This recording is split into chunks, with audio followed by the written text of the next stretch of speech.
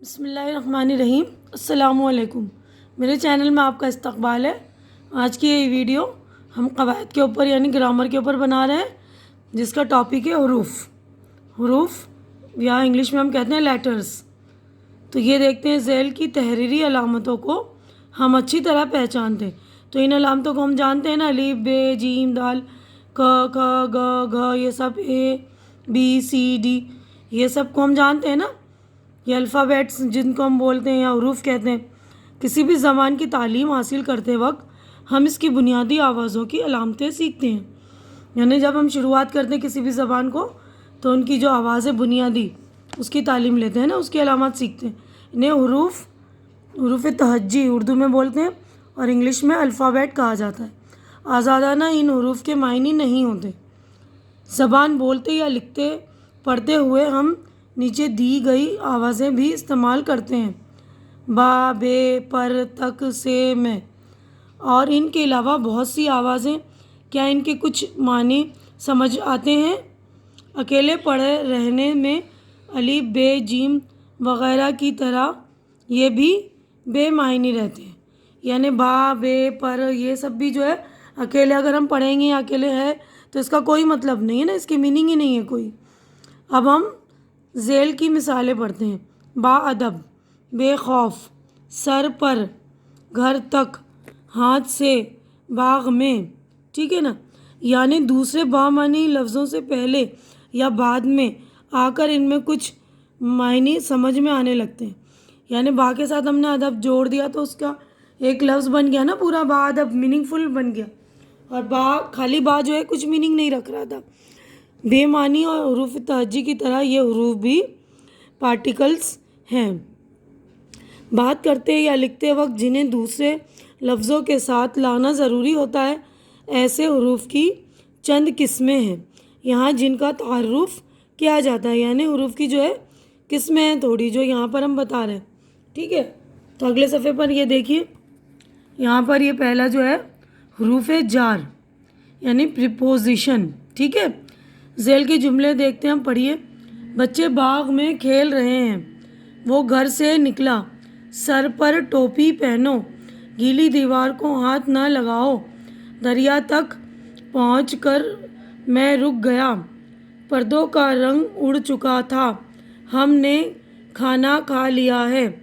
ان جملوں میں حروف خط کشیدہ حروف ایسے حروف ہیں، خط کشیدہ یعنی جو انڈر لائن حروف ہیں۔ دیکھیے جو انڈر لائن حروف ہیں نا، وہ ایسے حروف ہیں جن سے ایک لفظ کا دوسرے لفظ سے تعلق قائم ہوتا ہے۔ یعنی ایک لفظ کا دوسرے لفظ سے تعلق ہے۔ وہ حروف جو ایک لفظ کا دوسرے لفظ سے تعلق قائم کرتے ہیں انہیں حروف جار کہتے ہیں۔ یعنی ایک لفظ کا دوسرے لفظ کے ساتھ تعلق ہے۔ ہم نے کھانا کھایا، تو ہم نے کیا کھایا؟ نے جو ہم کھانے اور ہمارے ہمارے اور کھانے کے درمیان جو ہے نے، یہ تعلق جوڑ رہا ہے نا کھانے کا اور ہمارے ساتھ۔ اسی طرح پردوں کا رنگ اور پردے کا تعلق کا، دریا تک پہنچ کر یعنی تک ہے نا، یہ سارے جو کشیدہ یعنی انڈر لائن ورڈز ہیں وہ ایک دوسرے کے ساتھ تعلق قائم کر رہے ہیں، تو انہیں حروف جار کہتے ہیں، اور انگلش میں پروپوزیشن۔ ٹھیک ہے، تو دیکھیے اگلا ہے حروف اضافت، ریلیٹیو پارٹیکلز۔ ان لفظوں کو پڑھیے: نسیم کا گھر، اسکول کے بچے، صبا کی کتاب۔ ان لفظوں میں کا، کے، کی ایسے حروف ہیں جو دو لفظوں کے درمیان نسبت تعلق ظاہر کرتے ہیں۔ وہ حروف جو دو لفظوں کے درمیان نسبت تعلق ظاہر کریں ایسے حروف اضافت کہتے ہیں۔ ان لفظوں میں گھر کی نسبت نسیم سے، بچوں کی نسبت اسکول سے، اور کتاب کی نسبت صبا سے۔ ٹھیک ہے نا، اگلے صفحے پر ہم دیکھتے ہیں، ان مثالوں کو غور سے پڑھیے: خالد کا مکان، رضیہ کی گھڑی، کتاب کے اوراق۔ ورق کی جمع یعنی صفحہ، ایک صفحہ ورق، اوراق زیادہ صفحے، زیادہ پیجز۔ اوپر کی مثالوں کے بارے میں ہم یہ سوال کر سکتے ہیں: مکان کس کا ہے؟ گھڑی کس کی ہے؟ اوراق کس کے ہیں؟ ان سوالوں کا جواب ہوگا خالد، رضیہ، کتاب۔ اشیاء سے خالد، رضیہ اور کتاب کی نسبت کو مضاف الیہ کہتے ہیں۔ جن کی اشیاء کی طرف ان کی نسبت ظاہر کی گئی ہے انہیں مضاف کہتے ہیں۔ ان میں مکان، گھڑی اور اوراق مضاف ہیں۔ ٹھیک ہے، اضافت کے تعلق سے اب ذیل کی مثالیں پڑھتے ہیں۔ ابن مریم، زنجیر آہن، بندہ خدا، گوشہ عافیت، بوئے گل۔ ان مثالوں میں حروف اضافت کا کے کی استعمال نہیں کیے گئے، ان کے بجائے زیر حمزہ اور بڑی اے کے اوپر حمزہ سے اضافت کو ظاہر کیا گیا ہے۔ ان ترکیبوں کا اردو میں مطلب ہوگا: مریم کا بیٹا، لوہے کی زنجیر، خدا کا بندہ، عافیت کا گوشہ، گل کی بو، بوئے گل، گل کی بو یعنی خوشبو یا بو۔ فارسی قاعدے کے مطابق اضافت کے لیے زیر حمزہ اے کا استعمال کیا جاتا ہے، جبکہ اردو میں اضافت کو لفظ کا کے کی سے ظاہر کیا جاتا ہے۔ اب اگلا دیکھیں گے ہم حروف عطف یعنی کنجکشن۔ ذیل کے خانوں میں دیے گئے فقرے اور جملے غور سے پڑھیے۔ تو الف اور بے، جوان اور بوڑھے، میں تو وہاں پہنچا مگر وہی نہ آیا، آدمی یا انسان، میں کہ وہ، یہ کتاب پڑھو یا وہ کتاب پڑھو، میں نے اسے بہت سمجھایا لیکن وہ نہ مانا، اس نے مجھ سے کہا کہ ابھی مت جاؤ۔ ٹھیک ہے، تو کالم کے فقروں میں دو اسموں اور ضمیروں کو اور یا کے سے جوڑا گیا ہے۔ کالم بے کی مثالوں میں دو جملے ہیں جنہیں مگر یا لیکن کے سے جوڑا گیا۔ دو حروف یا لفظ جو دو لفظوں، فقروں یا جملوں کو جوڑتا ہے حروف عطف کہلاتا ہے۔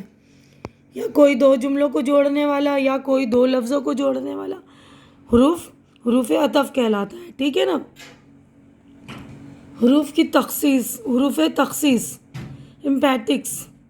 ذیل کے جملوں کو پڑھیے اور دھیان دیجیے کہ انہیں پڑھتے یا بولتے ہوئے ہم کن لفظوں پر زور دیتے ہیں۔ ٹھیک ہے نا، یہ حروف تخصیص امپیٹکس۔ اس نے اسکول کا منہ بھی نہیں دیکھا، تھوڑے ہی دنوں میں باغ کا منظر بدل جائے گا، ہر شخص کو اس بات کا پتہ چل گیا، شکل دیکھتے ہو نہ تم اس کی۔ ان جملے کو ادا کرتے ہوئے ہم نے بھی ہی ہر نا لفظوں پر زور دیا ہے۔ یعنی جب ہم کچھ لفظ پڑھتے ہیں تو پڑھتے وقت ہم کون سے لفظوں پر زور دیتے ہیں؟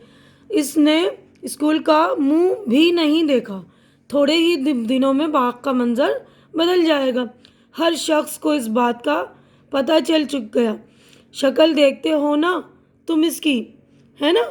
تو بھی ہی ہر نا لفظوں پر جو ہے زور دے کر بولا گیا ہے۔